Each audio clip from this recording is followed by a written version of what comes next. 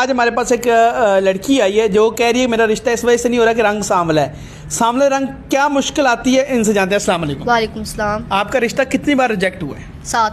7 बार। जी। किस वजह से? सांवले रंग की वजह से। सांवले रंग की वजह से। क्यों आपको लगता है लोग ऐसे क्यों जज करते हैं? पता नहीं, कुछ गरीब भी हैं और कुछ रंग सांवला है, इस वजह से। इस वजह से लोग, मतलब आपको जब ऐसा होता है दुख होता है? जी बहुत होता है। बहुत होता है जी। क्या लगता है कि क्यों लोग ऐसा करते हैं? असल में मेरा रंग सांवला नहीं है, बल्कि उनके दिल काले हैं। उनके दिल काले हैं? जी, इस वजह से। अच्छा, इस वजह से लगता है आपको? जी। अच्छा, मुझे ये बताओ, क्योंकि हमारी ये वीडियोस जो होती हैं, अब फॉर एग्जांपल बहुत सी ऐसी खवातीन होंगी पाकिस्तान में, जैसे आप हो या बहुत ज़्यादा, जिनके रिश्ते सिर्फ इस वजह से नहीं हो सकते जिनके रंग सांवले या काले रंग हैं, और उस वजह से उनके रिश्ते नहीं। उनको आप मशवरा दोगे कि निकाह ऐप ज्वाइन कर लें?